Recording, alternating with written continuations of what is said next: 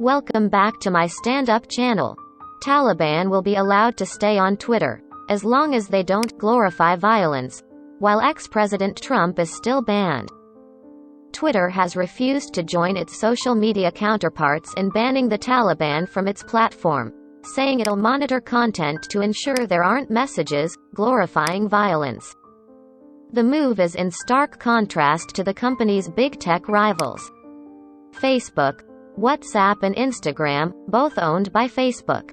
TikTok and YouTube have all banned and terminated accounts that are related to, promote or praise the Taliban.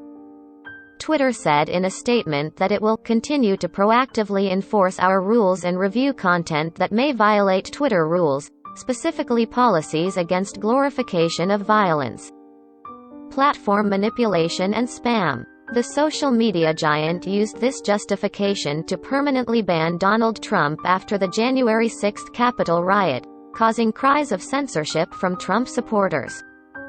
Twitter defended its decision to allow Taliban-related accounts to remain active, saying that people in Afghanistan are using the platform to seek help and refuge. Facebook, which also has muzzled Trump, has had its ban on the Taliban in place for years because it considers it a dangerous group. This double standard drew the ire of Trump supporters and conservatives. The two Taliban spokesmen, Suhail Shahi and Zabihullah Mujahid, have more than 351,000 and 310,000 Twitter followers, respectively. Their accounts have been active for years. On Tuesday, Rep. Doug Limborn sent a letter to Twitter CEO Jack Dorsey expressing concerns about members of the Taliban being allowed to use the platform to get their message out. Why does Twitter allow two Taliban spokesmen to have a platform but restricts the First Amendment rights of former President Trump? It's past time to hold #BigTech accountable. #Taliban, he tweeted. In his letter, Limborn said it's clear that the Taliban falls under the violent organization category. In my review of these accounts, I did not find a single fact check on any of their tweets, nor any warnings for false or misleading content, Limborn wrote in his letter to Dorsey. These propaganda updates usually assert that the overthrow has been largely peaceful, despite reports to the contrary. It is impossible to see how the accounts of Zabihullah Mujahid and Yusuf Ahmadi do not violate your policies. Why on God's green earth does the Taliban spokesman have an active Twitter account but not the former President of the United States? Asked Rep. Madison Cawthorn, a North Carolina Republican.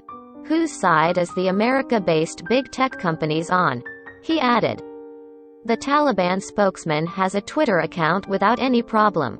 Meanwhile, President Trump is banned from the platform, tweeted Representative Claudia Tenney, a New York Republican. Something is very wrong here. Adrian Hilton, a conservative academic and lecturer on political philosophy in the UK, also pointed out the apparent double standards. Twitter banned Donald Trump for expressing support for rioters who stormed the U.S. Capitol. Twitter permitted the Taliban official spokesman to live tweet Mujahideen terror, the acquisition of arms, storming the Afghanistan Capitol, and the occupation of the presidential palace, he wrote. During a Tuesday press conference in Kabul, which was broadcast and translated into English by Al Jazeera and posted on Twitter, a spokesperson was asked about freedom of speech. This question should be asked to those people who are claiming to be promoters of freedom of speech who do not allow publication of information. I can ask the Facebook company, he replied. The Taliban spokesman's comments were greeted by virtual applause from Donald Trump Jr. on Twitter, who retweeted the 30-second video clip and said, "Lol." Also not wrong. Over the weekend, the Taliban takeover of Afghanistan was all but complete, after the U.S. spent 2 decades and billions of dollars attempting to prop up a democratic government friendly to the West. The U.S.-led invasion of Afghanistan in 2001 ousted the Islamist militants from power, but they never left, and returned to power after Afghan government forces completely capitulated.